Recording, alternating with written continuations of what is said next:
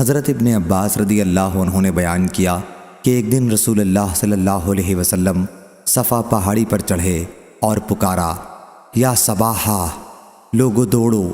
اس آواز پر قریش جمع ہو گئے اور پوچھا کیا بات ہے؟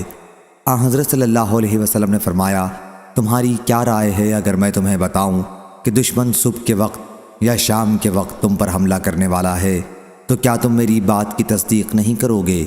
انہوں نے کہا کہ ہم آپ کی تصدیق کریں گے۔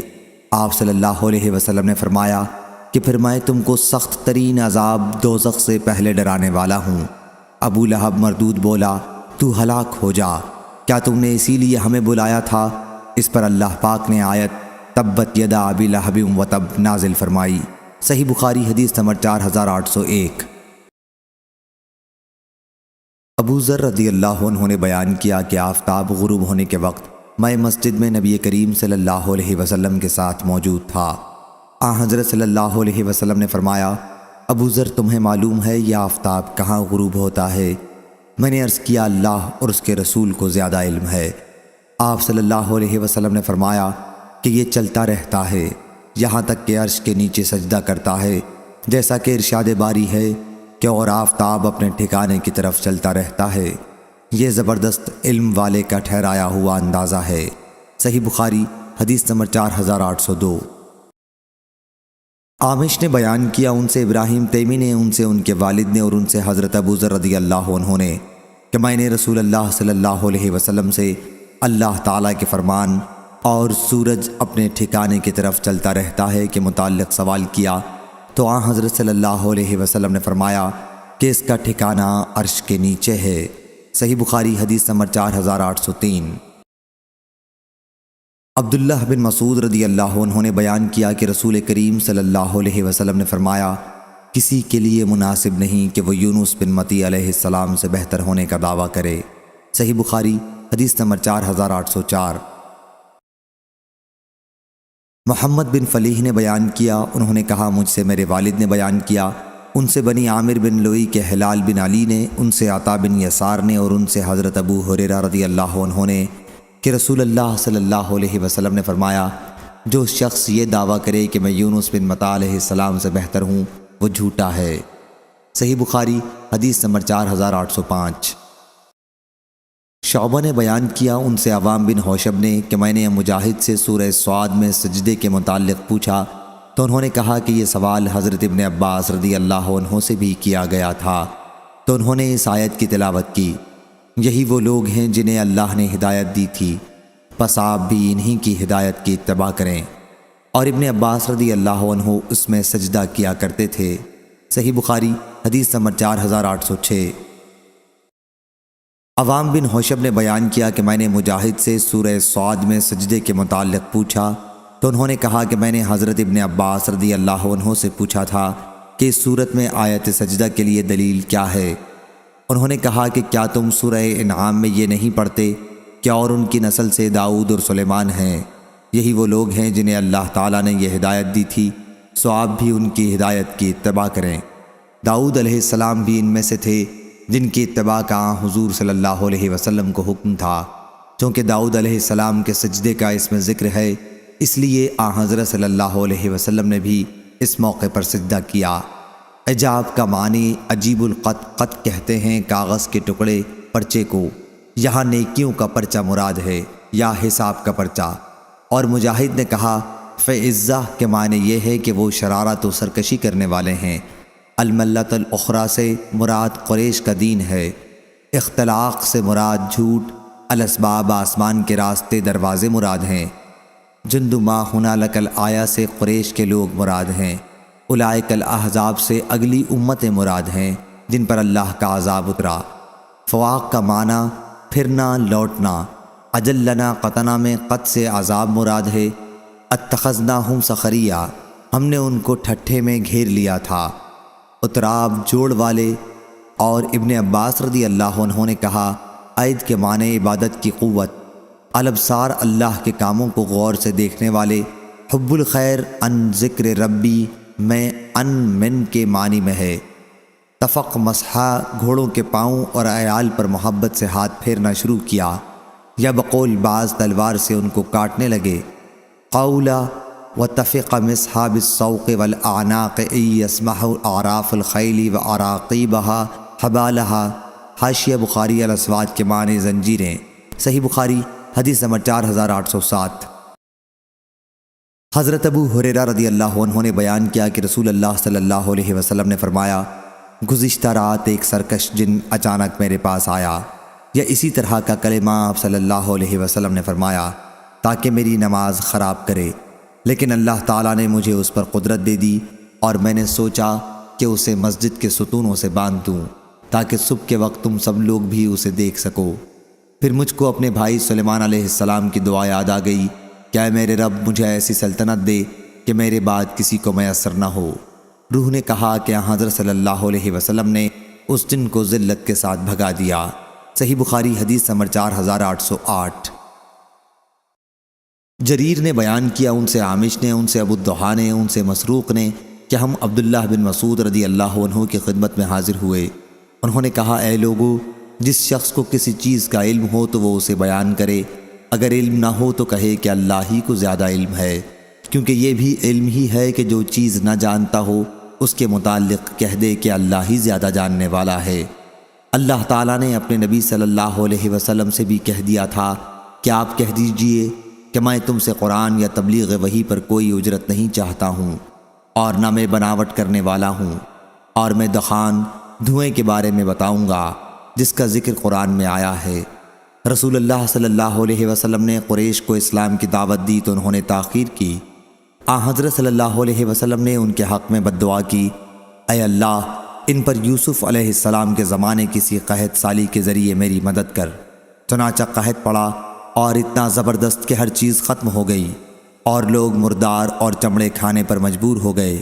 بھوک کی شدت کی وجہ سے یہ حال تھا کہ آسمان کی طرف دھواں ہی دھواں نظر آتا۔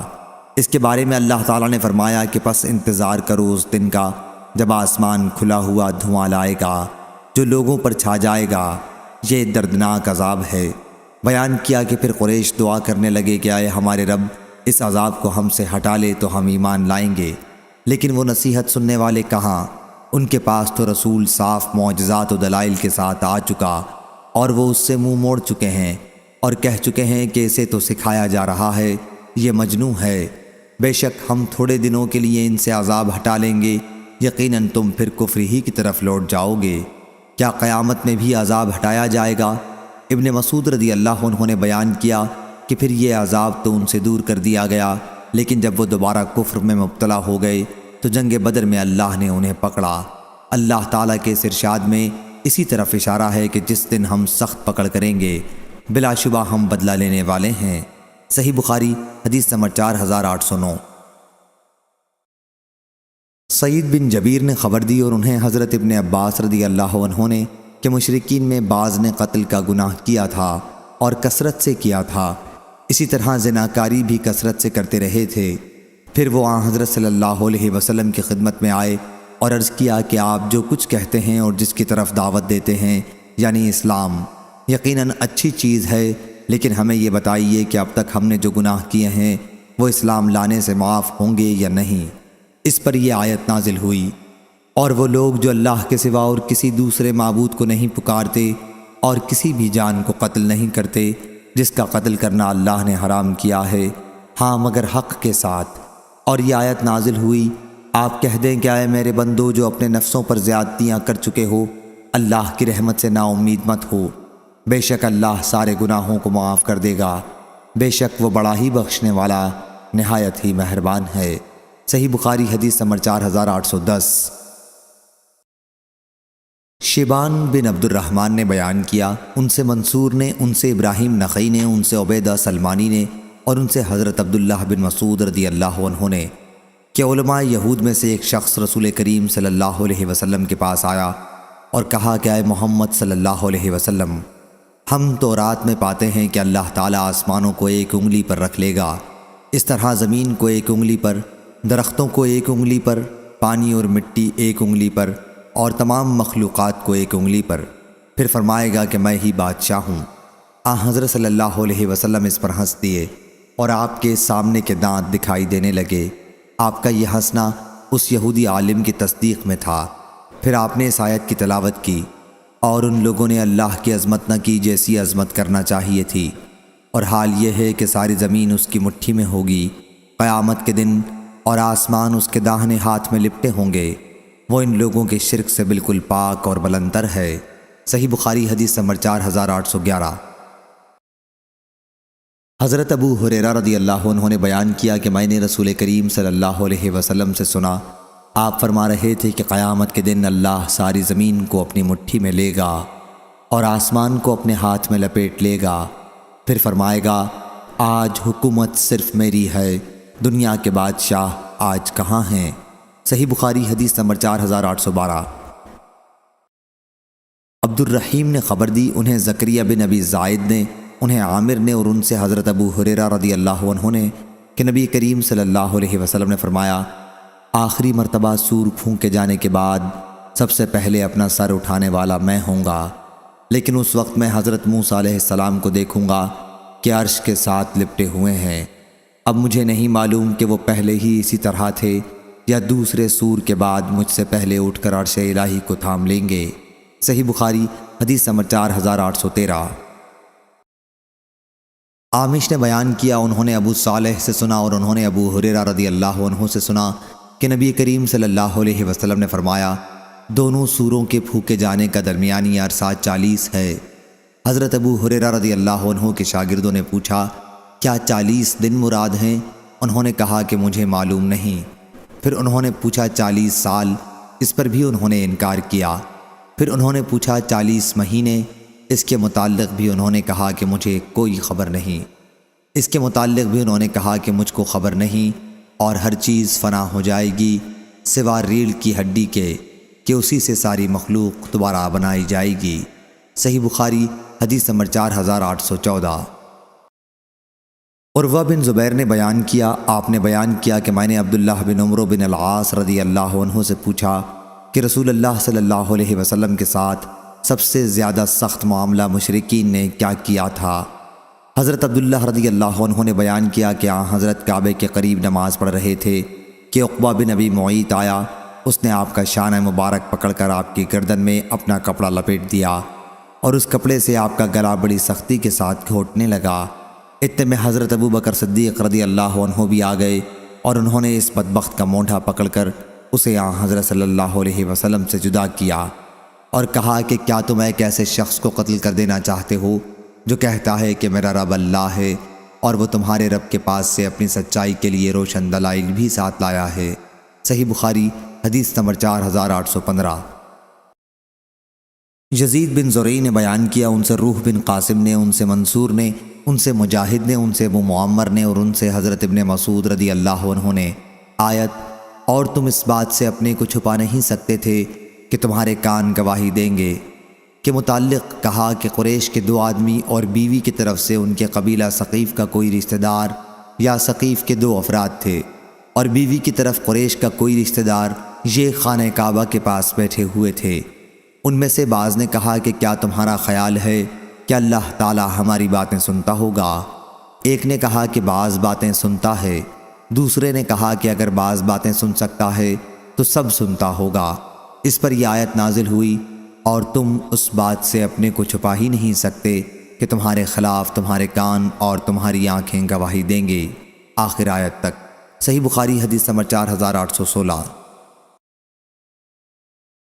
عبداللہ رضی اللہ عنہ نے بیان کیا کہ خانہ کعبہ کے پاس 2 قریشی اور 1 ثقفی یا 1 قریشی اور 2 ثقفی مرد بیٹھے ہوئے تھے۔ ان کے پیٹ بہت موٹے تھے لیکن عقل سے کورے۔ ایک نے ان میں سے کہا تمہارا کیا خیال ہے، کیا اللہ ہماری باتوں کو سن رہا ہے؟ دوسرے نے کہا اگر ہم زور سے بولیں تو سنتا ہے لیکن آہستہ بولیں تو نہیں سنتا۔ تیسرے نے کہا اگر اللہ زور سے بولنے پر سن سکتا ہے تو آہستہ بولنے پر بھی ضرور سنتا ہوگا۔ اس پر یہ آیت اتری، کیا اور تم اس بات سے اپنے کو چھپا ہی نہیں سکتے کہ تمہارے کان اور تمہاری آنکھیں ہی اور تمہارے چمڑے گواہی دیں گے، آخر آیت تک۔ سفیان ہم سے یہ حدیث بیان کرتے تھے اور کہا کہ ہم سے منصور نے یا ابن نجیح نے یا حمید نے، ان میں سے کسی ایک نے یا کسی 2 نے یہ حدیث بیان کی۔ پھر آپ منصور ہی کا ذکر کرتے تھے اور دوسروں کا ذکر ایک سے زیادہ مرتبہ نہیں کیا۔ صحیح بخاری حدیث نمبر 4817۔ عبد الملک بن میسرہ نے بیان کیا کہ میں نے طاؤس سے سنا کہ حضرت ابن عباس رضی اللہ عنہ سے اللہ تعالیٰ کے ارشاد سوائے رشتہ داری کی محبت کے متعلق پوچھا گیا تو سعید بن جبیر نے فرمایا کہ آل محمد صلی اللہ علیہ وسلم کی قرابت داری مراد ہے۔ حضرت ابن عباس رضی اللہ عنہ نے اس پر کہا کہ تم نے جلد بازی کی، قریش کی کوئی شاخ ایسی نہیں جس میں آن حضرت صلی اللہ علیہ وسلم کی قرابت داری نہ ہو۔ آن حضرت صلی اللہ علیہ وسلم نے ان سے فرمایا کہ تم سے صرف یہ چاہتا ہوں کہ تم اس قرابت داری کی وجہ سے صلہ رحمی کا معاملہ کرو جو میرے اور تمہارے درمیان میں موجود ہے۔ صحیح بخاری حدیث نمبر 4818۔ سفیان بن عینہ نے بیان کیا، ان سے عمرو نے، ان سے عطا نے، ان سے صفوان بن یعلا نے اور ان سے ان کے والد نے کہ میں نے رسول کریم صلی اللہ علیہ وسلم کو ممبر پر یہ آیت پڑھتے سنا، اور یہ لوگ پکاریں گے کہ اے مالک تمہارا پروردگار ہمارا کام ہی تمام کر دے۔ اور قتادہ نے کہا مثلاً للآخرین یعنی پچھلوں کے لیے نصیحت، دوسروں نے کہا مقرنین کا معنی قابو میں رکھنے والے۔ عرب لوگ کہتے ہیں فلانا فلانے کا مقرن ہے، یعنی اس پر اختیار رکھتا ہے، اس کو قابو میں لایا ہے۔ اکواب وہ کوزے جن میں ٹوٹی نہ ہو بلکہ منہ کھلا ہوا ہو جہاں سے آدمی چاہے پیے۔ ان کان للرحمن ولد کا معنی یہ ہے کہ اس کی کوئی اولاد نہیں ہے۔ اس صورت میں ان نافیہ ہے، عابدین سے عانفین مراد ہے، یعنی سب سے پہلے میں اس سے عار کرتا ہوں۔ اس میں دو لغت ہیں، عابد و عبد، اور حضرت عبداللہ بن مسعود رضی اللہ عنہ نے اس کو وقال الرسول یا رب پڑھا ہے۔ اول العابدین کے معنی سب سے پہلا انکار کرنے والا، یعنی اگر خدا کی اولاد ثابت کرتے ہو تو میں اس کا سب سے پہلا انکاری ہوں۔ اس صورت میں عابدین باب عبد یا عبد سے آئے گا۔ اور قتادہ نے کہا فی الکتاب کا معنی یہ ہے کہ مجموعی کتاب اور اصل کتاب یعنی لوح محفوظ میں۔ صحیح بخاری حدیث نمبر 4819۔ عبدان نے بیان کیا، ان سے ابو حمزہ نے، ان سے عامش نے، ان سے مسلم نے، ان سے مسروق نے اور ان سے عبداللہ بن مسعود رضی اللہ عنہ نے کہ قیامت کی 5 علامتیں گزر چکی ہیں: الدخان دھواں، الروم غلبہ روم، القمر چاند کا ٹکڑے ہونا، البطشہ پکڑ، اور اللزام ہلاکت اور قید۔ صحیح بخاری حدیث نمبر 4820۔ حضرت عبداللہ بن مسعود رضی اللہ عنہ نے بیان کیا کہ یہ قحط اس لیے پڑا تھا کہ قریش جب رسول اللہ صلی اللہ علیہ وسلم کی دعوت قبول کرنے کے بجائے شرک پر جمے رہے تو آپ نے ان کے لیے ایسے قحط کی بد دعا کی جیسا یوسف علیہ السلام کے زمانے میں پڑا تھا۔ چنانچہ قحط کی نوبت یہاں تک پہنچی کہ لوگ ہڈیاں تک کھانے لگے۔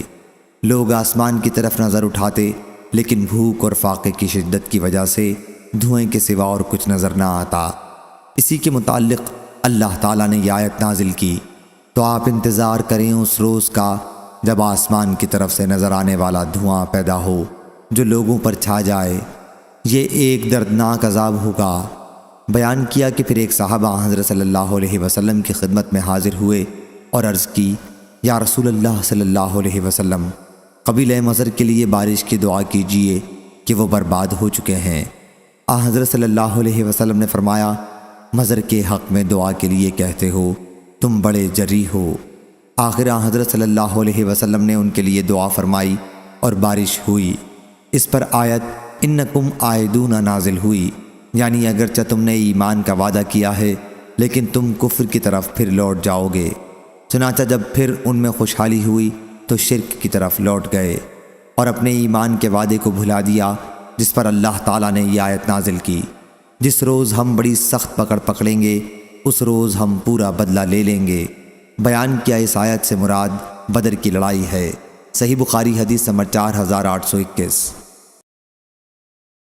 مسروق نے بیان کیا کہ میں عبداللہ بن مسعود رضی اللہ عنہ کی خدمت میں حاضر ہوا۔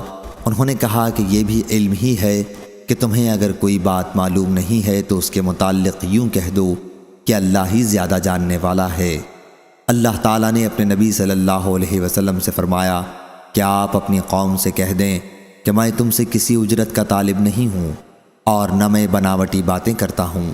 جب قریش حضور اکرم صلی اللہ علیہ وسلم کو تکلیف پہنچانے اور آپ صلی اللہ علیہ وسلم کے ساتھ معاندانہ روش میں برابر بڑھتے رہے تو آپ صلی اللہ علیہ وسلم نے ان کے لیے بد دعا کی کہ اے اللہ ان کے خلاف میری مدد ایسے قحط کے ذریعے کر جیسا کہ یوسف علیہ السلام کے زمانے میں پڑا تھا۔ چنانچہ قحط پڑا اور بھوک کی شدت کا یہ حال ہوا کہ لوگ ہڈیاں اور مردار کھانے لگ گئے۔ لوگ آسمان کی طرف دیکھتے تھے لیکن فاقے کی وجہ سے دھوئیں کے سوا اور کچھ نظر نہ آتا۔ آخر انہوں نے کہا کہ اے ہمارے پروردگار ہم سے اس عذاب کو دور کر، ہم ضرور ایمان لے آئیں گے۔ لیکن اللہ تعالیٰ نے ان سے کہہ دیا تھا کہ اگر ہم نے یہ عذاب دور کر دیا تو پھر بھی تم اپنی پہلی حالت پر لوٹ آؤ گے۔ حضرت صلی اللہ علیہ وسلم نے ان کے حق میں دعا کی اور یہ عذاب ان سے ہٹ گیا، لیکن وہ پھر بھی کفر و شرک پر ہی جمے رہے۔ اس کا بدلہ اللہ تعالیٰ نے بدر کی لڑائی میں لیا۔ یہی واقعہ آیت یوم تاتی السماء بدخان مبین آخر تک میں بیان ہوا ہے۔ صحیح بخاری حدیث نمبر 4822۔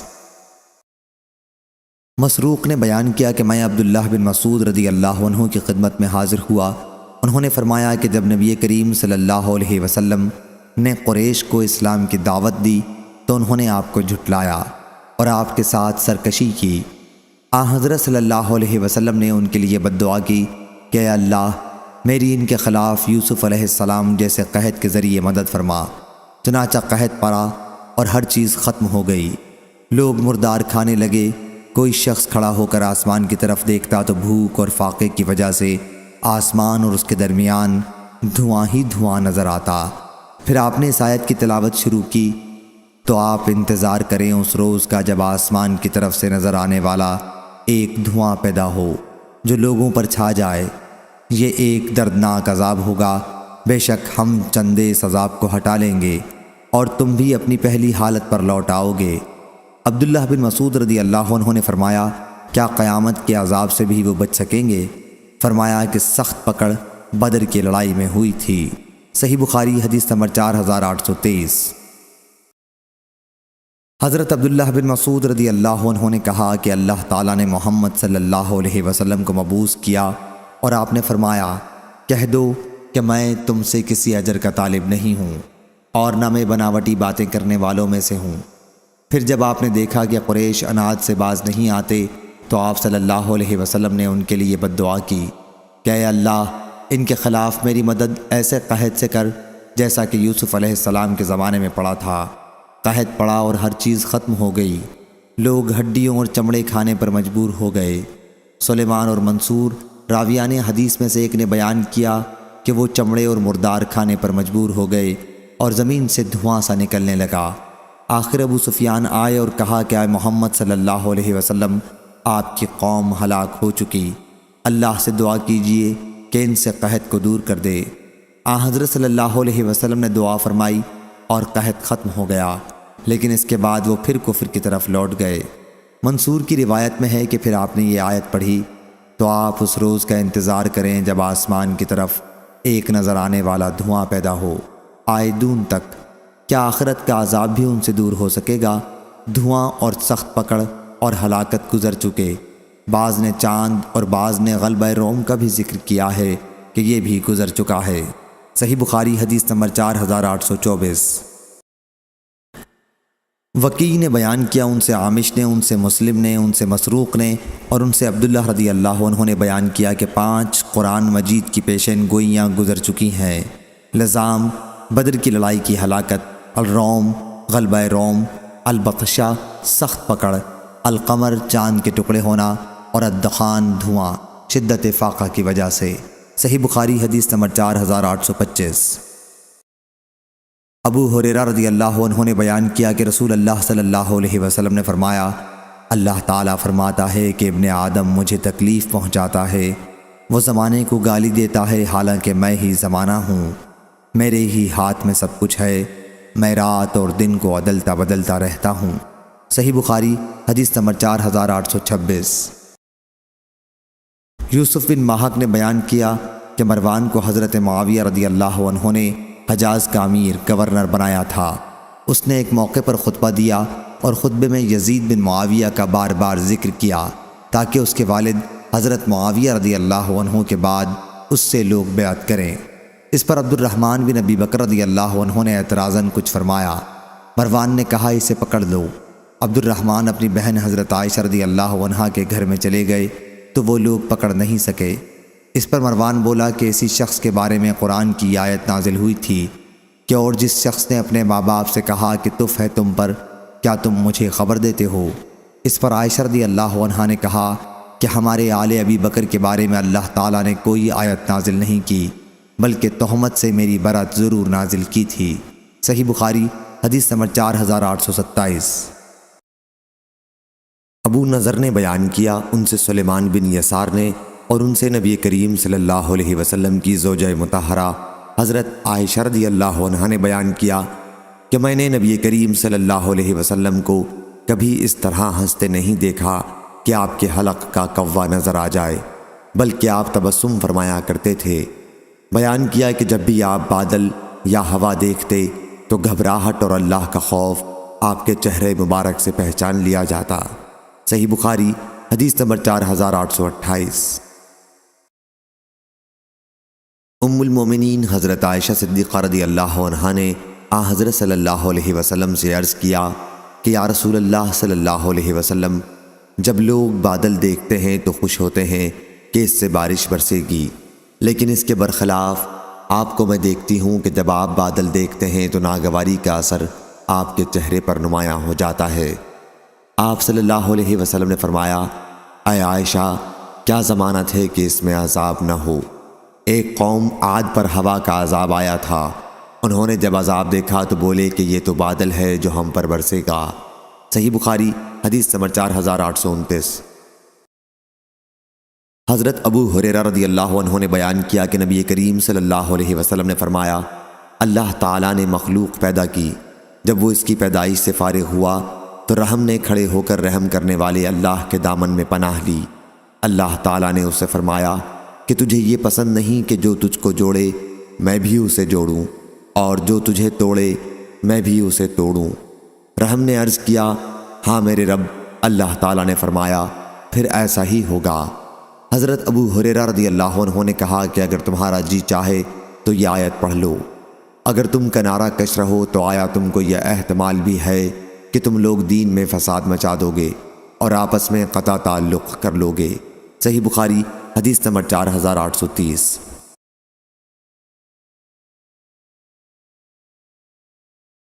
ابو الحباب سعید بن یسار نے بیان کیا اور ان سے حضرت ابو ہریرہ رضی اللہ عنہ نے سابقہ حدیث کی طرح۔ پھر ابو ہریرہ رضی اللہ عنہ نے بیان کیا کہ رسول اللہ صلی اللہ علیہ وسلم نے فرمایا کہ اگر تمہارا جی چاہے تو آیت اگر تم کنارہ کش رہو پڑھ لو۔ صحیح بخاری حدیث نمبر 4831۔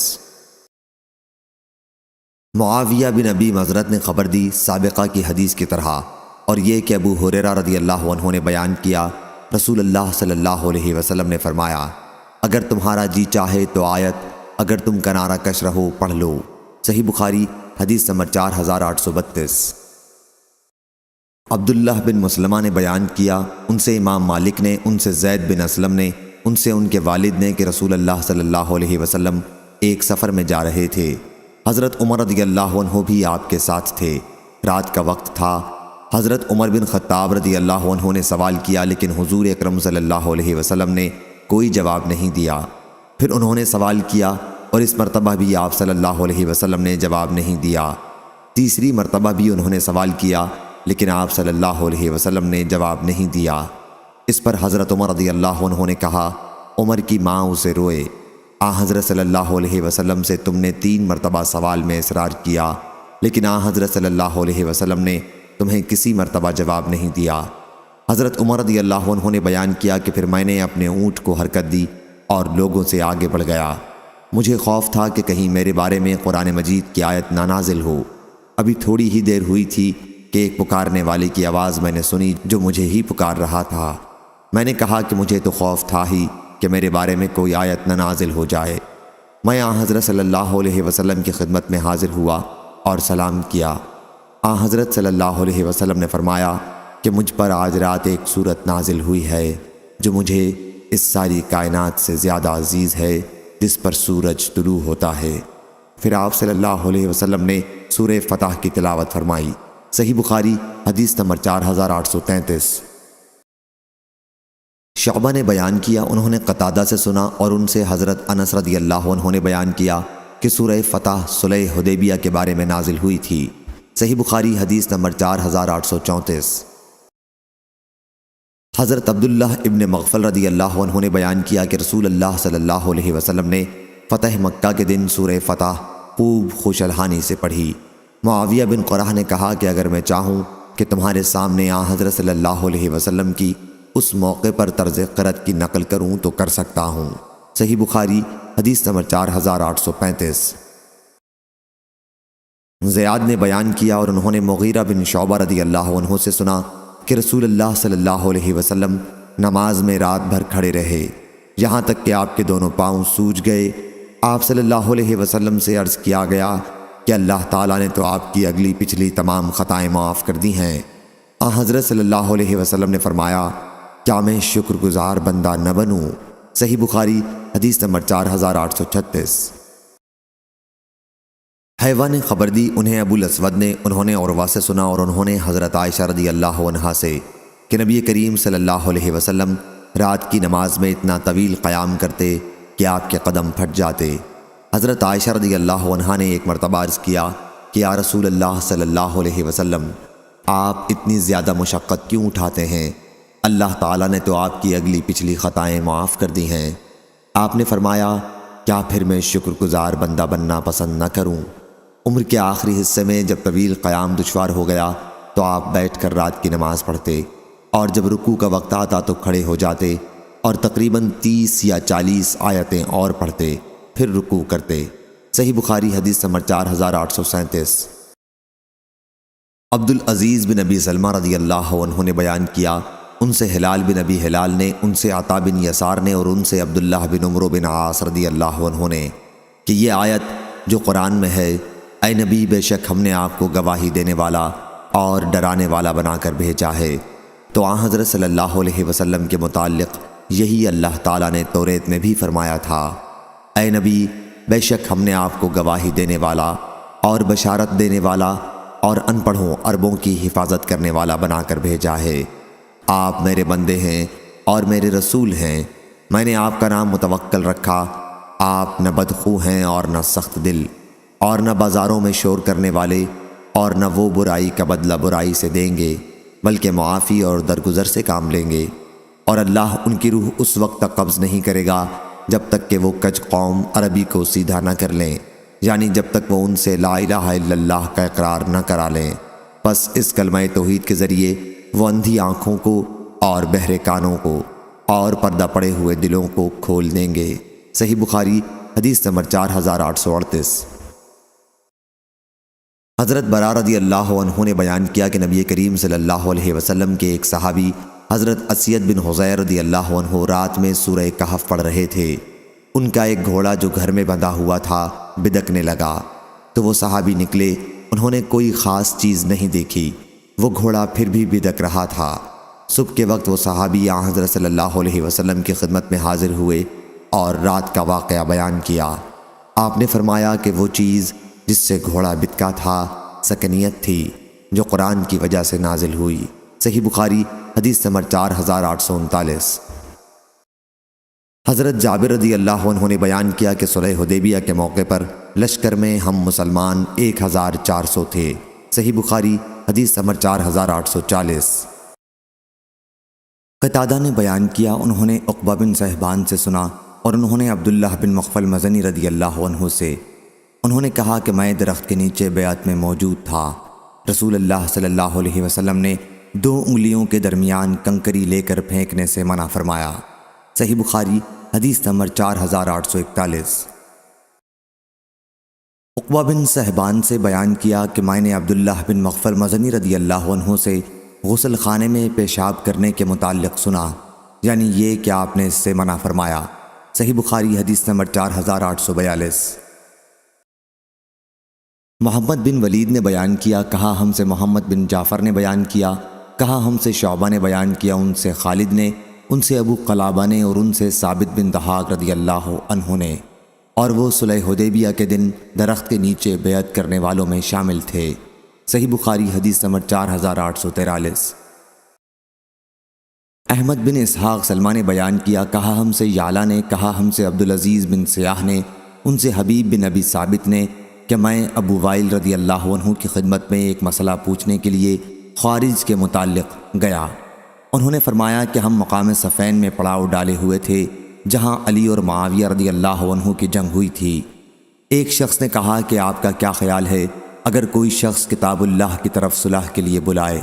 علی رضی اللہ عنہ نے فرمایا ٹھیک ہے، لیکن خوارج نے جو معاویہ رضی اللہ عنہ کے خلاف علی رضی اللہ عنہ کے ساتھ تھے اس کے خلاف آواز اٹھائی۔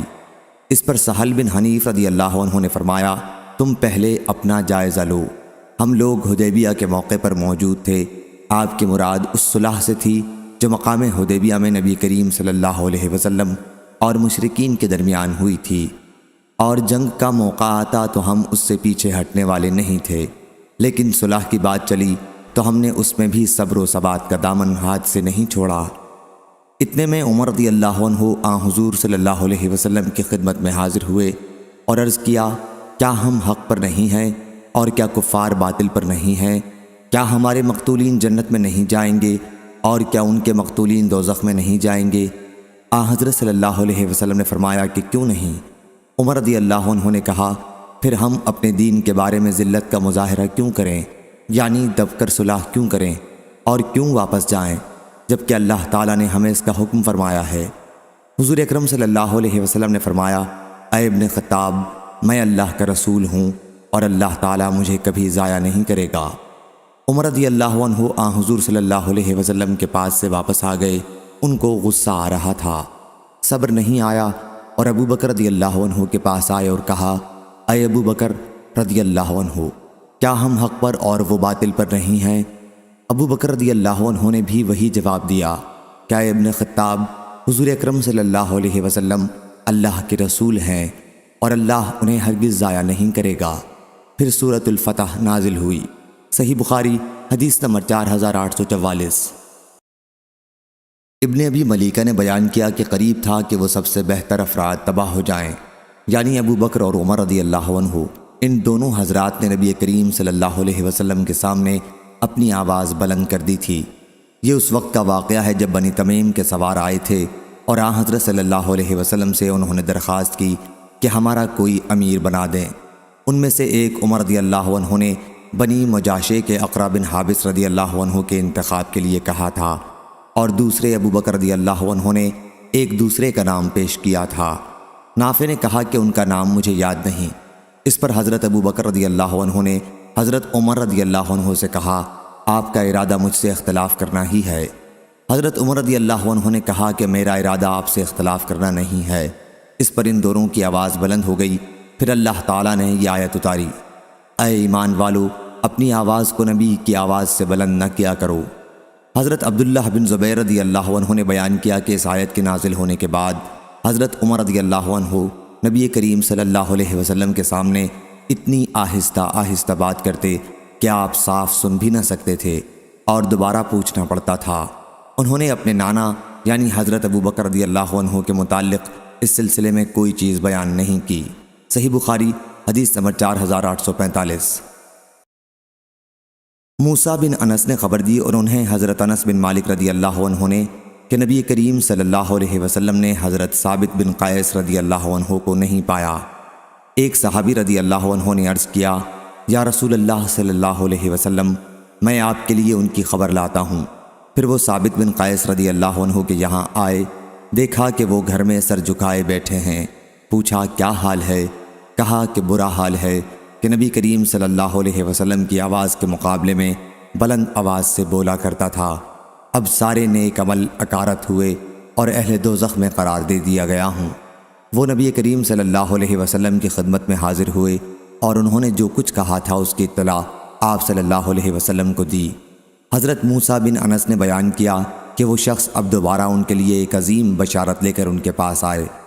حضور صلی اللہ علیہ وسلم نے فرمایا تھا کہ ان کے پاس جاؤ اور کہو کہ تم اہل دوزخ میں سے نہیں ہو بلکہ تم اہل جنت میں سے ہو۔ صحیح بخاری حدیث نمبر 4846۔ حضرت عبداللہ بن زبیر رضی اللہ عنہ نے خبر دی کہ قبیلہ بنی تمیم کے سواروں کا وفد نبی کریم صلی اللہ علیہ وسلم کی خدمت میں آیا۔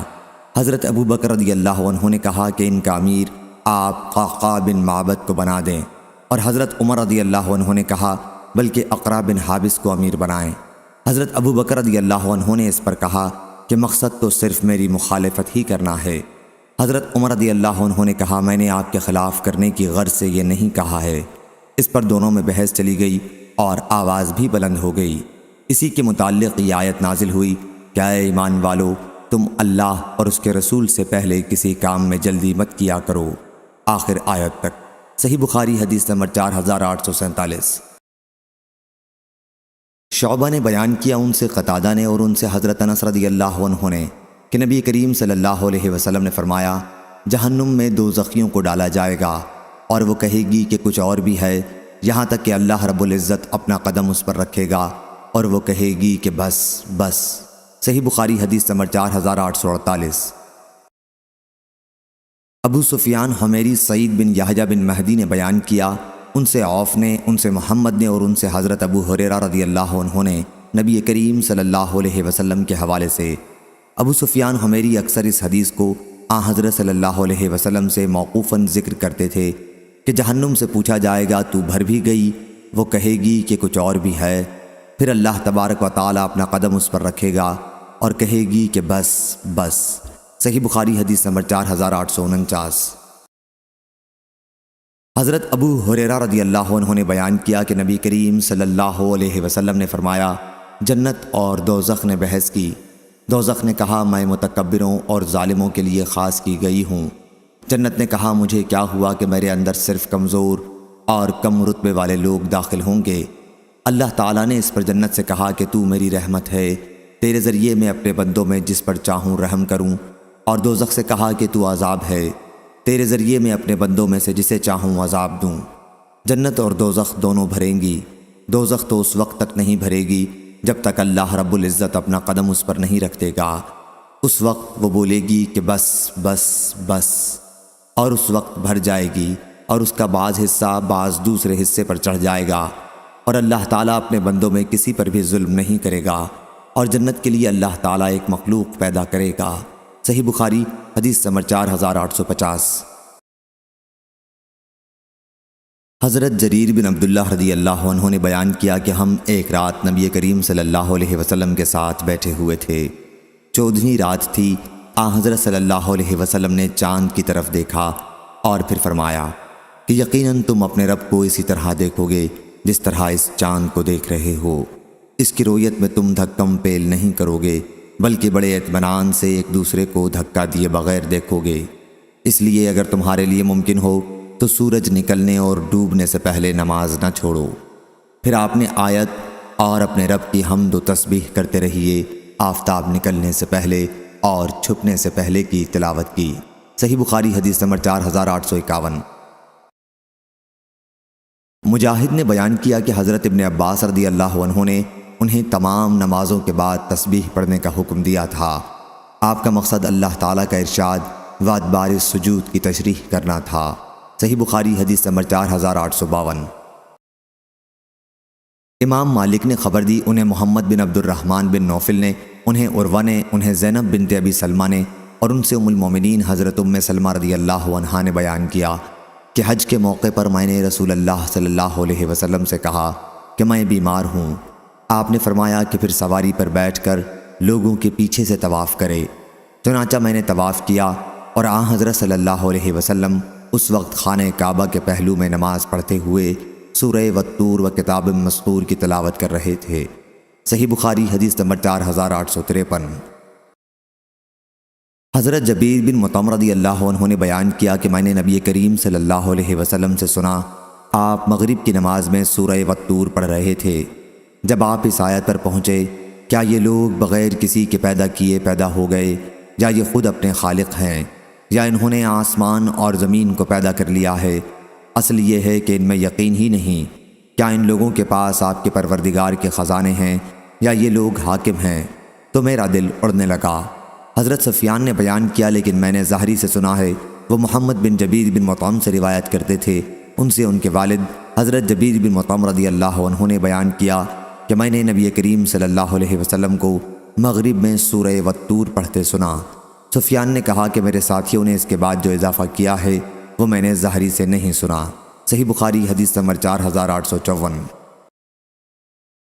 مسروق نے بیان کیا کہ میں نے حضرت عائشہ رضی اللہ عنہا سے پوچھا، اے ایمان والوں کی ماں، کیا حضرت محمد صلی اللہ علیہ وسلم نے معراج کی رات میں اپنے رب کو دیکھا تھا؟ حضرت عائشہ رضی اللہ عنہا نے کہا، تم نے ایسی بات کہی کہ میرے رونگٹے کھڑے ہو گئے۔ کیا تم ان 3 باتوں سے بھی ناواقف ہو؟ جو شخص بھی تم میں سے یہ 3 باتیں بیان کرے وہ جھوٹا ہے۔ جو شخص یہ کہتا ہو کہ حضرت محمد صلی اللہ علیہ وسلم نے شب معراج میں اپنے رب کو دیکھا تھا وہ جھوٹا ہے۔ پھر انہوں نے آیت لا تدرکہ الابصار سے لے کر من وراء حجاب تک کی تلاوت کی اور کہا کہ کسی انسان کے لیے ممکن نہیں کہ اللہ سے بات کرے سوائے اس کے کہ وحی کے ذریعے ہو یا پھر پردے کے پیچھے ہو، اور جو شخص تم سے کہے کہ آن حضرت صلی اللہ علیہ وسلم آنے والے کل کی بات جانتے تھے وہ بھی جھوٹا ہے۔ اس کے لیے انہوں نے آیت وما تدری نفسی ما اکتسب غدا یعنی اور کوئی شخص نہیں جانتا کہ کل کیا کرے گا کی تلاوت فرمائی۔ اور جو شخص تم میں سے کہے کہ آن حضرت صلی اللہ علیہ وسلم نے تبلیغ دین میں کوئی بات چھپائی تھی وہ بھی جھوٹا ہے۔ پھر انہوں نے یہ آیت تلاوت کی یا ایھا الرسول بلغ ما انزل الیک من ربک یعنی اے رسول پہنچا دیجئے وہ سب کچھ جو آپ کے رب کی طرف سے آپ پر اتارا گیا ہے۔ ہاں آن حضرت صلی اللہ علیہ وسلم نے حضرت جبریل علیہ السلام کو ان کی اصل صورت میں 2 مرتبہ دیکھا تھا۔ صحیح بخاری حدیث نمبر 4855۔ سلیمان شیبانی نے بیان کیا، کہا کہ میں نے زر بن حبیش سے سنا اور انہوں نے حضرت عبداللہ بن مسعود رضی اللہ عنہ سے آیت فکانہ قاب قوسین او ادنا یعنی صرف 2 کمانوں کا فاصلہ رہ گیا تھا بلکہ اور بھی کم۔ پھر اللہ نے اپنے بندے پر وحی نازل کی، جو کچھ بھی نازل کیا کے متعلق بیان کیا کہ ہم سے حضرت عبداللہ بن مسعود رضی اللہ عنہ نے بیان کیا کہ رسول اللہ صلی اللہ علیہ وسلم نے حضرت جبریل علیہ السلام کو ان کی اصل صورت میں دیکھا تھا، ان کے 600 پر تھے۔ صحیح بخاری حدیث نمبر 4856۔ سلیمان شیبانی نے بیان کیا کہ میں نے زر بن حبیش سے اس آیت کے بارے میں پوچھا، فکانہ قاب قوسین یعنی 102 کمانوں کا فاصلہ رہ گیا بلکہ اور بھی کم۔ پھر اللہ نے اپنے بندے پر وحی نازل کی، جو کچھ بھی نازل کیا تو انہوں نے بیان کیا کہ ہمیں حضرت عبداللہ بن مسعود رضی اللہ عنہ نے خبر دی کہ حضرت محمد صلی اللہ علیہ وسلم نے حضرت جبریل علیہ السلام کو دیکھا جن کے 600 پر تھے۔ صحیح بخاری حدیث نمبر 4857۔ سفیان زہری نے بیان کیا، ان سے عامش نے، ان سے ابراہیم نخعی نے، ان سے علقمہ نے اور ان سے حضرت عبداللہ بن مسعود رضی اللہ عنہ نے آیت لقد رأى من آیات ربہ الکبریٰ یعنی آپ نے اپنے رب کی عظیم نشانیاں دیکھیں کے متعلق بتلایا کہ حضور اکرم صلی اللہ علیہ وسلم نے رف سبز فرش کو دیکھا جس نے آسمان کے کناروں کو ڈھانپ لیا تھا۔ صحیح بخاری حدیث نمبر 4858۔ ابو جوزہ نے بیان کیا اور ان سے حضرت ابن عباس رضی اللہ عنہ نے لات اور عزا کے حال میں کہا کہ لات ایک شخص کو کہتے ہیں جو حاجیوں کے لیے ستو گھولتا تھا۔ صحیح بخاری حدیث نمبر 4859۔ حضرت ابو ہریرہ رضی اللہ عنہ نے بیان کیا کہ رسول اللہ صلی اللہ علیہ وسلم نے فرمایا، جو شخص قسم کھائے اور کہے کہ قسم ہے لات اور عزا کی تو اسے تجدید ایمان کے لیے کہنا چاہیے لا الہ الا اللہ، اور جو شخص اپنے ساتھی سے یہ کہے کہ آؤ جوا کھیلیں تو اسے صدقہ دینا چاہیے۔ صحیح بخاری حدیث نمبر 4860۔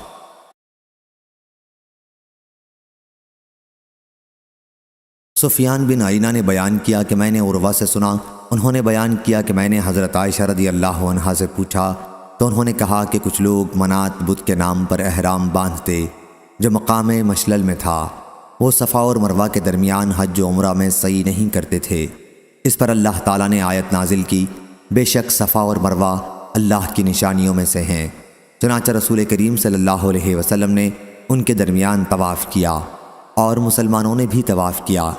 سفیان نے کہا کہ منات مقام قدید پر مشلل میں تھا، اور عبد الرحمن بن خالد نے بیان کیا کہ ان سے ابن شہاب نے، ان سے عروہ نے بیان کیا اور ان سے حضرت عائشہ رضی اللہ عنہا نے کہا کہ یہ آیت انصار کے بارے میں نازل ہوئی تھی۔ اسلام سے پہلے انصار اور قبیلہ غسان کے لوگ منات کے نام پر احرام باندھتے تھے، پہلی حدیث کی طرح۔ اور معمر نے زہری سے بیان کیا، ان سے عروہ نے، ان سے حضرت عائشہ رضی اللہ عنہا نے کہ قبیلہ انصار کے کچھ لوگ منات کے نام کا احرام باندھتے تھے۔ منات ایک بت تھا جو مکہ اور مدینہ کے درمیان رکھا ہوا تھا۔ اسلام لانے کے بعد ان لوگوں نے کہا کہ یا رسول اللہ صلی اللہ علیہ وسلم، ہم منات کی تعظیم کے لیے صفا اور مروہ کے درمیان سعی نہیں کیا کرتے تھے۔ صحیح بخاری حدیث نمبر 4861۔ حضرت ابن عباس رضی اللہ عنہ نے بیان کیا کہ نبی کریم صلی اللہ علیہ وسلم نے سورہ والنجم میں سجدہ کیا اور آپ کے ساتھ مسلمانوں نے اور تمام مشرکوں اور جنات و انسانوں نے بھی سجدہ کیا۔ عبد الوارث کے ساتھ اس حدیث کو ابراہیم بن طہمان نے بھی ایوب سے روایت کیا اور اسماعیل بن علیہ نے اپنی روایت میں حضرت ابن عباس رضی اللہ عنہ کا ذکر نہیں کیا۔ صحیح بخاری حدیث نمبر 4862۔ عبداللہ بن مسعود رضی اللہ عنہ نے بیان کیا کہ سب سے پہلے نازل ہونے والی سجدے والی سورت سورہ نجم ہے۔ بیان کیا کہ پھر رسول اللہ صلی اللہ علیہ وسلم نے اس کی تلاوت کے بعد سجدہ کیا اور جتنے لوگ آپ کے پیچھے تھے سبھی نے آپ کے ساتھ سجدہ کیا سوائے ایک شخص کے۔ میں نے دیکھا کہ اس نے اپنی ہتھیلی میں مٹی اٹھائی اور اس پر سجدہ کر لیا۔ بعد میں بدر کی لڑائی میں نے اسے دیکھا کہ کفر کی حالت میں وہ قتل کیا ہوا پڑا ہے۔ وہ شخص امیہ بن خلف تھا۔ صحیح بخاری حدیث نمبر 4863۔ حضرت عبداللہ بن مسعود رضی اللہ عنہ نے بیان کیا کہ رسول اللہ صلی اللہ علیہ وسلم کے زمانے میں چاند 2 ٹکڑے ہو گیا تھا، ایک ٹکڑا پہاڑ کے اوپر اور دوسرا اس کے پیچھے چلا گیا تھا۔ حضرت صلی اللہ علیہ وسلم نے اس موقع پر ہم سے فرمایا تھا کہ گواہ رہنا۔ صحیح بخاری حدیث نمبر 4864۔ عبداللہ رضی اللہ عنہ نے بیان کیا کہ چاند پھٹ گیا تھا اور اس وقت ہم بھی نبی کریم صلی اللہ علیہ وسلم کے ساتھ تھے، چنانچہ اس کے 2 ٹکڑے ہو گئے۔ حضرت صلی اللہ علیہ وسلم نے ہم سے فرمایا کہ لوگوں گواہ رہنا، گواہ رہنا۔ صحیح بخاری حدیث نمبر 4865۔ عبید اللہ بن عبداللہ بن عتبہ بن مسعود نے بیان کیا، ان سے حضرت عبداللہ بن عباس رضی اللہ عنہ نے بیان کیا کہ نبی کریم صلی اللہ علیہ وسلم کے زمانے میں چاند پھٹ گیا تھا۔ صحیح بخاری حدیث نمبر 4866۔ حضرت انس رضی اللہ عنہ نے بیان کیا کہ مکے والوں نے نبی کریم صلی اللہ علیہ وسلم سے معجزہ دکھانے کو کہا تو حضرت صلی اللہ علیہ وسلم نے انہیں چاند کے پھٹ جانے کا معجزہ دکھایا۔ صحیح بخاری حدیث نمبر 4867۔ حضرت انس رضی اللہ عنہ نے بیان کیا کہ چاند 2 ٹکڑوں میں پھٹ گیا تھا۔ صحیح بخاری حدیث نمبر 4868۔ عبداللہ بن مسعود رضی اللہ عنہ نے بیان کیا کہ نبی کریم صلی اللہ علیہ وسلم فحل میں مدکر پڑھا کرتے تھے۔ صحیح بخاری حدیث نمبر 4869۔ سعید قطان نے بیان کیا، ان سے شعبہ نے، ان سے ابو اسحاق نے، ان سے اسود نے اور ان سے حضرت عبداللہ بن مسعود رضی اللہ عنہ نے کہ نبی کریم فحل میں مدکر پڑھا کرتے تھے، سو ہے کوئی نصیحت کرنے والا۔ صحیح بخاری حدیث نمبر 4870۔ زہیر نے بیان کیا، ان سے ابو اسحاق نے، انہوں نے ایک شخص کو اسود سے پوچھتے سنا کہ سورہ قمر میں آیت فحل میں مدکر ہے یا مذکر؟ انہوں نے کہا کہ میں نے حضرت ابن مسعود رضی اللہ عنہ سے سنا، وہ فحل میں مدکر پڑھا کرتے تھے۔ انہوں نے کہا کہ میں نے نبی کریم صلی اللہ علیہ وسلم کو بھی فحل میں مدکر پڑھتے سنا ہے، دال محملہ سے۔ صحیح بخاری حدیث نمبر 4871۔ عثمان نے خبر دی، انہیں شعبہ نے، انہیں ابو اسحاق نے، انہیں اسود نے اور انہیں حضرت ابن مسعود رضی اللہ عنہ نے کہ نبی کریم صلی اللہ علیہ وسلم نے فحل میں مدکر پڑھا، الآیت دال محملہ سے۔ صحیح بخاری حدیث نمبر 4872۔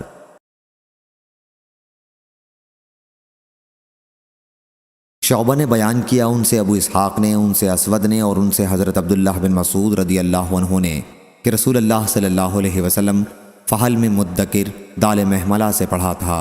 صحیح بخاری حدیث نمبر 4873۔ وکی نے بیان کیا، ان سے اسرائیل نے، ان سے ابو اسحاق نے، ان سے اسود بن یزید نے اور ان سے حضرت عبداللہ بن مسعود رضی اللہ عنہ نے کہ میں نے نبی کریم صلی اللہ علیہ وسلم کے سامنے فحل میں مذکر پڑھا تو آپ نے فرمایا کہ فحل میں مدکر یعنی دال محملہ سے پڑھو۔ صحیح بخاری حدیث نمبر 4874۔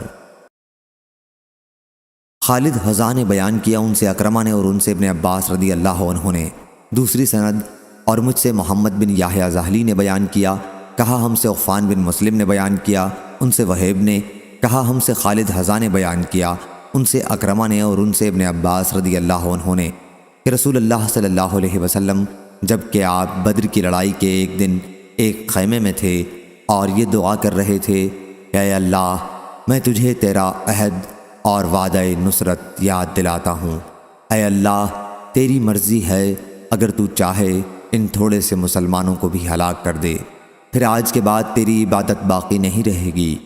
پھر حضرت ابو بکر رضی اللہ عنہ نے حضرت صلی اللہ علیہ وسلم کا ہاتھ پکڑ لیا اور عرض کیا، بس یا رسول اللہ صلی اللہ علیہ وسلم، آپ نے اپنے رب سے بہت ہی الحاح و زاری سے دعا کر لی ہے۔ اس وقت حضور صلی اللہ علیہ وسلم زرہ پہنے ہوئے چل پھر رہے تھے اور آپ خیمے سے نکلے تو زبان مبارک پر یہ آیت تھی، سو ان قریب کافروں کی جماعت شکست کھائے گی اور یہ سب پیٹ پھیر کر بھاگیں گے۔ صحیح بخاری حدیث نمبر 4875۔ یوسف بن ماہک نے خبر دی، انہوں نے بیان کیا کہ میں حضرت عائشہ ام المومنین رضی اللہ عنہا کی خدمت میں حاضر تھا۔ آپ نے فرمایا کہ جس وقت آیت لیکن ان کا اصل وعدہ تو قیامت کے دن کا ہے اور قیامت بڑی سخت اور تلخ چیز ہے، حضرت محمد صلی اللہ علیہ وسلم پر مکے میں نازل ہوئی تو میں بچی تھی اور کھیلا کرتی تھی۔ صحیح بخاری حدیث نمبر 4876۔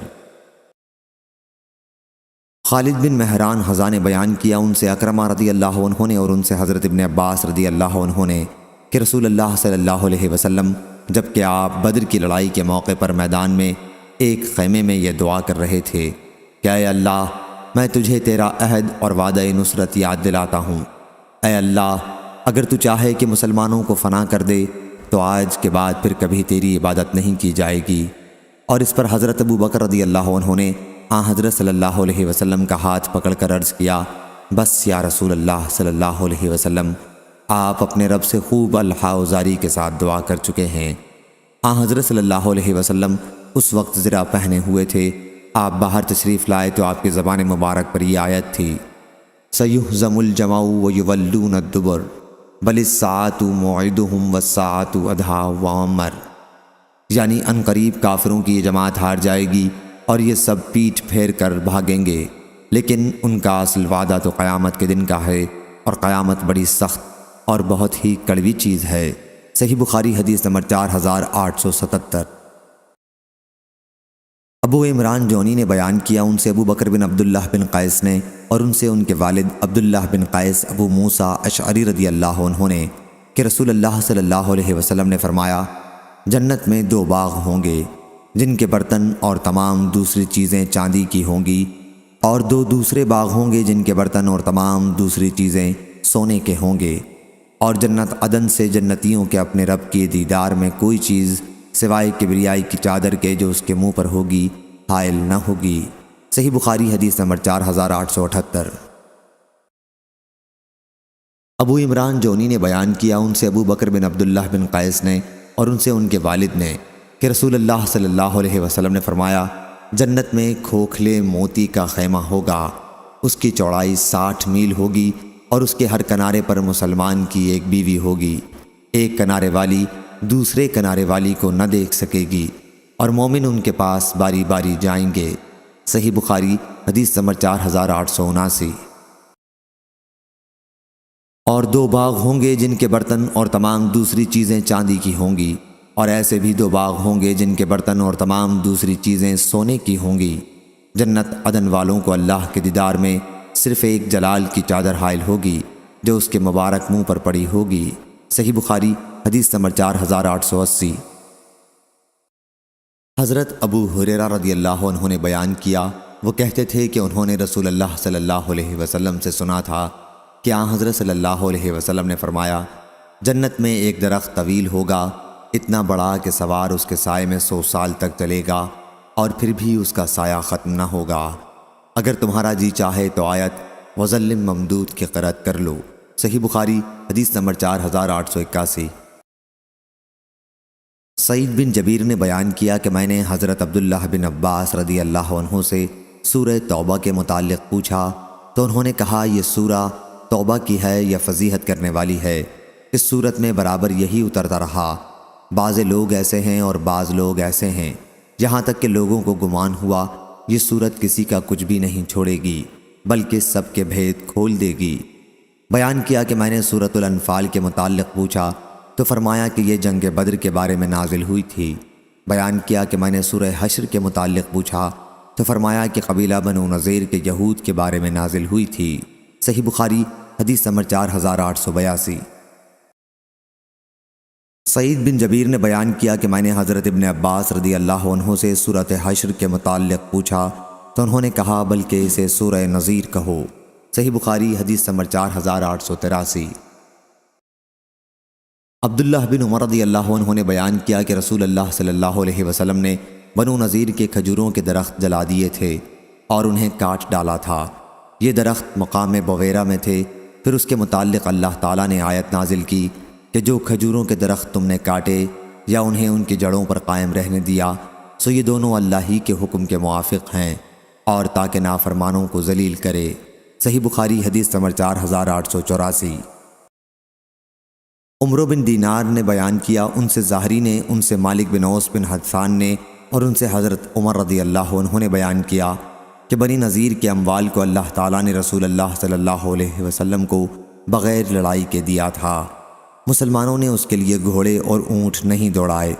ان اموال کا خرچ کرنا خاص طور سے رسول اللہ صلی اللہ علیہ وسلم کے ہاتھ میں تھا، چنانچہ آپ اس میں سے ازواج مطہرات کا سالانہ خرچ دیتے تھے اور جو باقی بچتا تھا اس سے سامان جنگ اور گھوڑوں کے لیے خرچ کرتے تھے تاکہ اللہ رب العزت کے راستے میں جہاد کے موقع پر کام آئے۔ صحیح بخاری حدیث نمبر 4885۔ عبداللہ بن مسعود رضی اللہ عنہ نے بیان کیا کہ اللہ تعالیٰ نے گودوانے والیوں اور گودنے والیوں پر لعنت بھیجی ہے، چہرے کے بال اکھاڑنے والیوں اور حسن کے لیے آگے کے دانتوں میں کشادگی کرنے والیوں پر لعنت بھیجی ہے کہ یہ اللہ کی پیدا کی ہوئی صورت میں تبدیلی کرتی ہیں۔ عبداللہ بن مسعود رضی اللہ عنہ کا یہ کلام قبیلہ بنی اسد کی ایک عورت کو معلوم ہوا جو ام یعقوب کے نام سے معروف تھی۔ وہ آئی اور کہا کہ مجھے معلوم ہوا ہے کہ آپ نے اس طرح کی عورتوں پر لعنت بھیجی ہے۔ عبداللہ بن مسعود رضی اللہ عنہ نے کہا آخر کیوں نہ میں انہیں لعنت کروں جنہیں رسول اللہ صلی اللہ علیہ وسلم نے لعنت کی ہے اور جو کتاب اللہ کے حکم کے مطابق ملعون ہے۔ اس عورت نے کہا کہ قرآن مجید تو میں نے بھی پڑھا ہے لیکن آپ جو کچھ کہتے ہیں میں نے تو اس میں کہیں یہ بات نہیں دیکھی۔ انہوں نے کہا کہ اگر تم نے بغور پڑھا ہوتا تو تمہیں ضرور مل جاتا۔ کیا تم نے یہ آیت نہیں پڑھی کہ رسول صلی اللہ علیہ وسلم تمہیں جو کچھ دیں لے لیا کرو اور جس سے تمہیں روک دیں رک جایا کرو؟ اس نے کہا کہ پڑھی ہے۔ عبداللہ بن مسعود رضی اللہ عنہ نے کہا کہ پھر حضرت صلی اللہ علیہ وسلم نے ان چیزوں سے روکا ہے۔ اس پر عورت نے کہا کہ میرا خیال ہے کہ آپ کی بیوی بھی ایسا کرتی ہیں۔ انہوں نے کہا کہ اچھا جاؤ اور دیکھ لو۔ وہ عورت گئی اور اس نے دیکھا لیکن اس طرح کی ان کے یہاں کوئی معیوب چیز اسے نہیں ملی۔ پھر عبداللہ بن مسعود رضی اللہ عنہ نے کہا کہ اگر میری بیوی اسی طرح کرتی تو بھلا وہ میرے ساتھ رہ سکتی تھی؟ ہرگز نہیں۔ صحیح بخاری حدیث نمبر 4886۔ سفیان ثوری نے بیان کیا کہ میں نے عبد الرحمن بن عابس سے منصور بن معتمر کی حدیث کا ذکر کیا جو وہ ابراہیم سے بیان کرتے تھے کہ ان سے علقمہ نے اور ان سے حضرت عبداللہ بن مسعود رضی اللہ عنہ نے بیان کیا کہ رسول اللہ صلی اللہ علیہ وسلم نے سر کے قدرتی بالوں کے ساتھ مصنوعی بال لگانے والیوں پر لعنت بھیجی تھی۔ عبد الرحمن بن عابس نے کہا کہ میں نے بھی ام یعقوب نامی ایک عورت سے سنا تھا، وہ حضرت عبداللہ بن مسعود رضی اللہ عنہ سے منصور کی حدیث کے مثل بیان کرتی تھی۔ صحیح بخاری حدیث نمبر 4887۔ عمرو بن میمون نے بیان کیا کہ حضرت عمر بن خطاب رضی اللہ عنہ نے زخمی ہونے کے بعد انتقال سے پہلے فرمایا تھا میں اپنے بعد ہونے والے خلیفہ کو مہاجرین اولین کے بارے میں وصیت کرتا ہوں کہ وہ ان کا حق پہچانے، اور میں اپنے بعد میں ہونے والے خلیفہ کو انصار کے بارے میں وصیت کرتا ہوں جو دارالسلام اور ایمان میں نبی کریم صلی اللہ علیہ وسلم کی ہجرت سے پہلے ہی سے قرار پکڑے ہوئے ہیں، یہ کہ ان میں جو نیکوکار ہیں ان کی عزت کرے اور ان کے غلط کاروں سے درگزر کرے۔ صحیح بخاری حدیث نمبر 4888۔ حضرت ابو ہریرہ رضی اللہ عنہ نے بیان کیا کہ رسول اللہ صلی اللہ علیہ وسلم کی خدمت میں ایک صاحب خود حضرت ابو ہریرہ رضی اللہ عنہ حاضر ہوئے اور عرض کیا، یا رسول اللہ صلی اللہ علیہ وسلم، میں فاقے سے ہوں۔ حضرت صلی اللہ علیہ وسلم نے انہیں ازواج مطہرات کے پاس بھیجا کہ وہ آپ کی دعوت کریں، لیکن ان کے پاس کوئی چیز کھانے کی نہیں تھی۔ آپ صلی اللہ علیہ وسلم نے فرمایا، کیا کوئی شخص ایسا نہیں جو آج رات اس مہمان کی میزبانی کرے؟ اللہ اس پر رحم کرے گا۔ اس پر ایک انصاری صحابی ابو طلحہ رضی اللہ عنہ کھڑے ہوئے اور عرض کیا، یا رسول اللہ، یہ آج میرے مہمان ہیں۔ پھر وہ انہیں اپنے ساتھ لے گئے اور اپنی بیوی سے کہا کہ یہ رسول اللہ صلی اللہ علیہ وسلم کے مہمان ہیں، کوئی چیز ان سے بچا کے نہ رکھنا۔ بیوی نے کہا کہ اللہ کی قسم، میرے پاس اس وقت بچوں کے کھانے کے سوا اور کوئی چیز نہیں ہے۔ انصاری صحابی نے کہا، اگر بچے کھانا مانگے تو انہیں سلا دو اور آؤ یہ چراغ بھی بجھا دو، آج رات ہم بھوکے ہی رہ لیں گے۔ بیوی نے ایسا ہی کیا۔ پھر وہ انصاری صحابی صبح کے وقت رسول اللہ صلی اللہ علیہ وسلم کی خدمت میں حاضر ہوئے تو حضرت صلی اللہ علیہ وسلم نے فرمایا کہ اللہ تعالیٰ نے فلاں انصاری صحابی اور ان کی بیوی کے عمل کو پسند فرمایا۔ یا آپ نے یہ فرمایا کہ اللہ تعالیٰ مسکرایا۔ پھر اللہ تعالیٰ نے یہ آیت نازل کی، وَيُؤْثِرُونَ عَلَىٰ أَنفُسِهِمْ وَلَوْ كَانَ بِهِمْ خَصَاصَةٌ، یعنی اور اپنے سے مقدم رکھتے ہیں اگرچہ خود فاقے میں ہی ہوں۔ صحیح بخاری حدیث نمبر 4889۔ حسن بن محمد بن علی نے بیان کیا، انہوں نے علی رضی اللہ عنہ کے کاتب عبید اللہ بن ابی رافع سے سنا، وہ بیان کرتے تھے کہ میں نے علی رضی اللہ عنہ سے سنا، انہوں نے کہا کہ رسول اللہ صلی اللہ علیہ وسلم نے مجھے حضرت زبیر اور مقداد رضی اللہ عنہ کو روانہ کیا، اور جب مقام خاخ کے باغ پر پہنچ جاؤ گے جو مکے اور مدینے کے درمیان تھا تو وہاں تمہیں ہودج میں ایک عورت ملے گی، اس کے ساتھ ایک خط ہوگا، وہ خط تم اس سے لے لینا۔ چنانچہ ہم روانہ ہوئے، ہمارے گھوڑے ہمیں تیز رفتاری کے ساتھ لے جا رہے تھے۔ آخر جب ہم اس باغ پر پہنچے تو واقعی وہاں ہم نے ہودج میں اس عورت کو پا لیا۔ ہم نے اس سے کہا کہ خط نکال، اس نے کہا میرے پاس کوئی خط نہیں ہے۔ ہم نے اس سے کہا کہ خط نکال دے ورنہ ہم تیرا سارا کپڑا اتار کر تلاشی لیں گے۔ آخر اس نے اپنی چوٹی سے خط نکالا، ہم لوگ وہ خط لے کر حضرت صلی اللہ علیہ وسلم کی خدمت میں حاضر ہوئے۔ اس خط میں لکھا ہوا تھا کہ حاطب بن ابی بلتع کی طرف سے مشرکین کے چند آدمیوں کی طرف جو مکے میں تھے۔ اس خط میں انہوں نے حضرت صلی اللہ علیہ وسلم کی تیاری کا ذکر لکھا تھا کہ حضرت صلی اللہ علیہ وسلم ایک بڑی فوج لے کر آتے ہیں، تم اپنا بچاؤ کر لو۔ حضور اکرم صلی اللہ علیہ وسلم نے دریافت فرمایا، حاطب یہ کیا ہے؟ انہوں نے عرض کیا، یا رسول اللہ صلی اللہ علیہ وسلم، میرے معاملے میں جلدی نہ فرمائیں، میں قریش کے ساتھ بطور حلیف زمانہ قیام مکہ میں رہا کرتا تھا، لیکن ان کے قبیلہ و خاندان سے میرا کوئی تعلق نہیں تھا۔ اس کے برخلاف آپ کے ساتھ جو دوسرے مہاجرین ہیں ان کی قریش میں رشتہ داریاں ہیں، اور ان کی رعایت سے قریش مکہ میں رہ جانے والے ان کے اہل و عیال اور مال کی حفاظت کرتے ہیں۔ میں نے چاہا کہ جبکہ ان سے میرا کوئی نسبی تعلق نہیں ہے تو اس موقع پر ان پر ایک احسان کر دوں اور اس کی وجہ سے وہ میرے رشتہ داروں کی مکے میں حفاظت کریں۔ یا رسول اللہ صلی اللہ علیہ وسلم، میں نے یہ عمل کفر یا اپنے دین سے پھر جانے کی وجہ سے نہیں کیا ہے۔ حضرت صلی اللہ علیہ وسلم نے فرمایا، یقیناً انہوں نے تم سے سچی بات کہہ دی ہے۔ عمر رضی اللہ عنہ بولے کہ یا رسول اللہ صلی اللہ علیہ وسلم، مجھے اجازت دیں میں اس کی گردن مار دوں۔ آپ صلی اللہ علیہ وسلم نے فرمایا، یہ بدر کی جنگ میں ہمارے ساتھ موجود تھے، تمہیں کیا معلوم؟ اللہ تعالیٰ بدر والوں کے تمام حالات سے واقف تھا، اور اس کے باوجود ان کے متعلق فرما دیا کہ جو جی چاہے کرو، اور اس کے باوجود ان کے متعلق فرما دیا کہ جو جی چاہے کرو کہ میں نے تمہیں معاف کر دیا۔ عمرو بن دینار نے کہا کہ حاطب بن ابی بلتع رضی اللہ عنہ ہی کے بارے میں یہ آیت نازل ہوئی تھی، یا ایھا الذین آمنوا لا تتخذوا عدوی وعدوکم اولیاء، اے ایمان والو تم میرے دشمن اور اپنے دشمن کو دوست نہ بنا لینا۔ سفیان بن عیینہ نے کہا کہ مجھے اس کا علم نہیں کہ اس آیت کا ذکر حدیث میں داخل ہے یا یہ عمرو بن دینار کا قول ہے۔ ہم سے علی بن عبداللہ مدینی نے بیان کیا کہ سفیان بن عیینہ سے حاطب بن ابی بلتع رضی اللہ عنہ کے بارے میں پوچھا گیا کہ کیا آیت لا تتخذوا عدوی انہی کے بارے میں نازل ہوئی تھی؟ سفیان نے کہا کہ لوگوں کی روایت میں تو یوں ہی ہے، لیکن میں نے عمرو سے جو حدیث یاد کی اس میں سے ایک حرف بھی میں نے نہیں چھوڑا، اور میں نہیں سمجھتا کہ میرے سوا اور کسی نے اس حدیث کو عمرو سے خوب یاد رکھا ہو۔ صحیح بخاری حدیث نمبر 4890۔ عروہ نے خبر دی اور انہیں نبی کریم صلی اللہ علیہ وسلم کے زوجہ مطہرہ حضرت عائشہ رضی اللہ عنہا نے خبر دی کہ رسول اللہ صلی اللہ علیہ وسلم اس آیت کے نزول ہونے کے بعد ان مومن عورتوں کا امتحان لیا کرتے تھے جو ہجرت کر کے مدینہ آتی تھیں۔ اللہ تعالیٰ نے ارشاد فرمایا تھا کہ یا ایھا النبی اذا جاءک المؤمنات، یعنی اے نبی کریم صلی اللہ علیہ وسلم جب آپ سے مسلمان عورتیں بیعت کرنے کے لیے آئیں، ارشاد غفور الرحیم تک۔ حضرت عروہ نے بیان کیا کہ حضرت عائشہ رضی اللہ عنہا نے کہا، چنانچہ جو عورت اس شرط آیت میں مذکور یعنی ایمان وغیرہ کا اقرار کر لیتی تو آن حضرت صلی اللہ علیہ وسلم اس سے زبانی طور پر فرماتے کہ میں نے تمہاری بیعت قبول کر لی، اور ہرگز نہیں، اللہ کی قسم، آن حضرت صلی اللہ علیہ وسلم کے ہاتھ نے کسی عورت کا ہاتھ بیعت لیتے وقت کبھی نہیں چھوا، صرف آپ ان سے زبانی بیعت لیتے تھے۔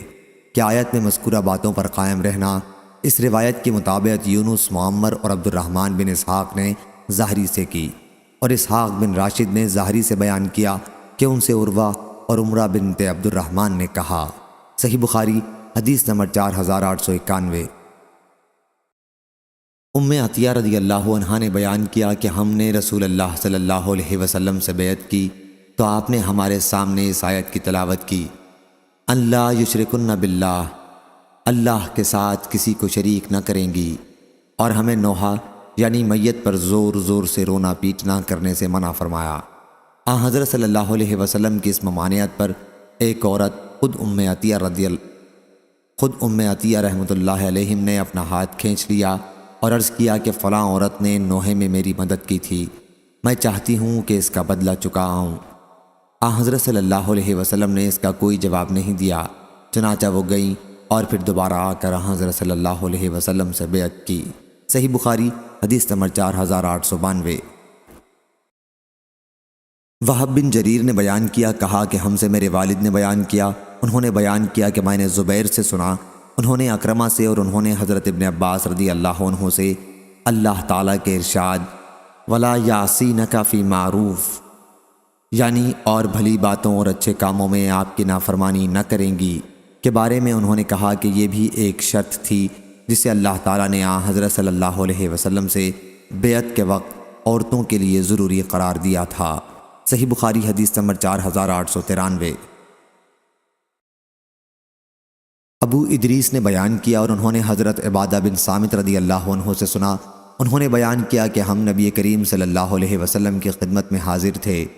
حضرت صلی اللہ علیہ وسلم نے فرمایا کہ تم مجھ سے اس بات پر بیعت کرو گے کہ اللہ تعالیٰ کے ساتھ شریک نہ ٹھہراؤ گے، اور نہ زنا کرو گے، اور نہ چوری کرو گے۔ آپ نے سورہ نساء کی آیتیں پڑھیں۔ سفیان نے اس حدیث میں اکثر یوں کہا کہ آپ نے یہ آیت پڑھی، پھر تم میں سے جو شخص اس شرط کو پورا کرے گا تو اس کا اجر اللہ پر ہے، اور جو کوئی ان میں سے کسی شرط کے خلاف ورزی کر بیٹھا اور اس پر اسے سزا بھی مل گئی تو سزا اس کے لیے کفارہ بن جائے گی۔ لیکن کسی نے اپنے کسی عہد کے خلاف کیا اور اللہ نے اسے چھپا لیا تو وہ اللہ کے حوالے ہے، اللہ چاہے تو اسے اس پر عذاب دے اور اگر چاہے معاف کر دے۔ سفیان کے ساتھ اس حدیث کو عبد الرزاق نے بھی معمر سے روایت کیا، انہوں نے ظاہری سے اور یوں ہی کہا، آیت پڑھی۔ صحیح بخاری حدیث نمبر 4894۔ ابن عباس رضی اللہ عنہ نے بیان کیا کہ میں نے رسول اللہ صلی اللہ علیہ وسلم اور ابو بکر اور عمر اور عثمان رضی اللہ عنہم کے ساتھ عید الفطر کی نماز پڑھی ہے۔ ان تمام بزرگوں نے نماز خطبے سے پہلے پڑھی تھی اور خطبہ بعد میں دیا تھا۔ ایک مرتبہ خطبے سے فارغ ہونے کے بعد نبی کریم صلی اللہ علیہ وسلم اترے، گویا اب بھی میں حضرت صلی اللہ علیہ وسلم کو دیکھ رہا ہوں جب آپ لوگوں کو اپنے ہاتھ کے اشارے سے بٹھا رہے تھے۔ پھر آپ صف چیرتے ہوئے آگے بڑھے اور عورتوں کے پاس تشریف لائے۔ بلال رضی اللہ عنہ آپ کے ساتھ تھے۔ پھر آپ نے یہ آیت تلاوت کی، یا ایھا النبی اذا جاءک المؤمنات، یعنی اے نبی جب مومن عورتیں آپ کے پاس آئیں کہ آپ سے ان باتوں پر بیعت کریں کہ اللہ کے ساتھ نہ کسی کو شریک کریں گی، اور نہ چوری کریں گی، اور نہ بدکاری کریں گی، اور نہ اپنے بچوں کو قتل کریں گی، اور نہ بہتان لگائیں گی جسے اپنے ہاتھ اور پاؤں کے درمیان گھڑ لیں۔ آپ نے پوری آیت آخر تک پڑھی۔ جب آپ آیت پڑھ چکے تو فرمایا تم ان شرائط پر قائم رہنے کا وعدہ کرتی ہو؟ ان میں سے ایک عورت نے جواب دیا ہاں یا رسول اللہ صلی اللہ علیہ وسلم۔ ان کے سوا اور کسی عورت نے شرم کی وجہ سے کوئی بات نہیں کہی۔ حسن کو اس عورت کا نام معلوم نہیں تھا۔ بیان کیا کہ پھر عورتوں نے صدقہ دینا شروع کیا اور بلال رضی اللہ عنہ نے اپنا کپڑا پھیلا لیا۔ عورتیں بلال رضی اللہ عنہ کے کپڑے میں چھلے اور انگوٹھیاں ڈالنے لگیں۔ صحیح بخاری حدیث نمبر 4895۔ جبیر بن مطعم رضی اللہ عنہ نے بیان کیا کہ میں نے رسول اللہ صلی اللہ علیہ وسلم سے سنا، آپ فرما رہے تھے کہ میرے کئی نام ہیں، میں محمد ہوں، میں احمد ہوں، میں ماہی ہوں کہ جس کے ذریعے اللہ تعالیٰ کفر کو مٹا دے گا، میں حاشر ہوں کہ اللہ تعالیٰ سب کو حشر میں میرے بعد جمع کرے گا، اور میں عاقب ہوں۔ صحیح بخاری حدیث نمبر 4896۔ ابو ہریرہ رضی اللہ عنہ نے بیان کیا کہ ہم رسول اللہ صلی اللہ علیہ وسلم کے پاس بیٹھے ہوئے تھے کہ سورۃ الجمعہ کی یہ آیتیں نازل ہوئیں، وَآخِرِینَ مِنْهُمْ لَمَّا يَلْحَقُوا بِهِمْ، اور دوسروں کے لیے بھی جو ابھی ان میں شامل نہیں ہوئے ہیں، حضرت صلی اللہ علیہ وسلم ہادی اور معلم ہیں۔ بیان کیا میں نے عرض کیا رسول اللہ صلی اللہ علیہ وسلم یہ دوسرے کون لوگ ہیں؟ حضرت صلی اللہ علیہ وسلم نے کوئی جواب نہیں دیا۔ آخر یہی سوال 3 مرتبہ کیا۔ مجلس میں سلمان فارسی رضی اللہ عنہ بھی موجود تھے۔ حضرت صلی اللہ علیہ وسلم نے ان پر ہاتھ رکھ کر فرمایا اگر ایمان سریہ پر بھی ہوگا تب بھی ان لوگوں یعنی فارس والوں میں سے اس تک پہنچ جائیں گے، یا یوں فرمایا کہ ایک آدمی ان لوگوں میں سے اس تک پہنچ جائے گا۔ صحیح بخاری حدیث نمبر 4897۔ عبدالعزیز نے بیان کیا انہیں سور نے اور ان سے ابو الغیث نے انہیں حضرت ابو ہریرہ رضی اللہ عنہ نے اور انہیں نبی کریم صلی اللہ علیہ وسلم نے کہ ان کی قوم کے کچھ لوگ اسے پالیں گے۔ صحیح بخاری حدیث نمبر 4898۔ عبدالعزیز نے بیان کیا انہیں سور نے اور ان سے ابو الغیث نے انہیں حضرت ابو ہریرہ رضی اللہ عنہ نے اور انہیں نبی کریم صلی اللہ علیہ وسلم نے کہ ان کی قوم کے کچھ لوگ اسے پالیں گے۔ صحیح بخاری حدیث نمبر 4898۔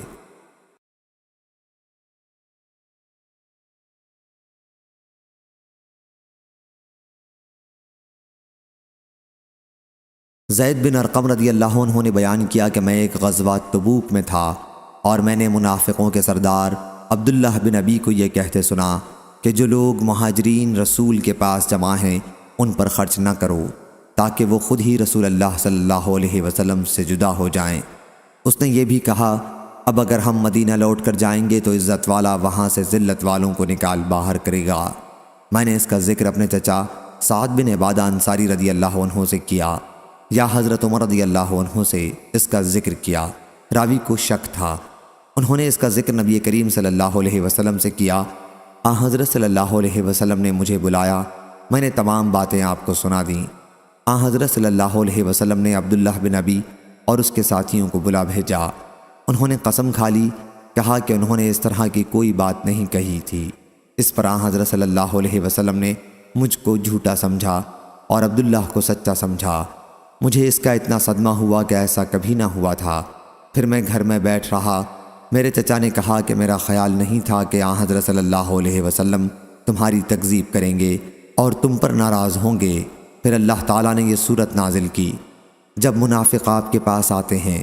اس کے بعد حضرت صلی اللہ علیہ وسلم نے مجھے بلوایا اور اس صورت کی تلاوت کی اور فرمایا کہ اے یزید اللہ تعالیٰ نے تم کو سچا کر دیا ہے۔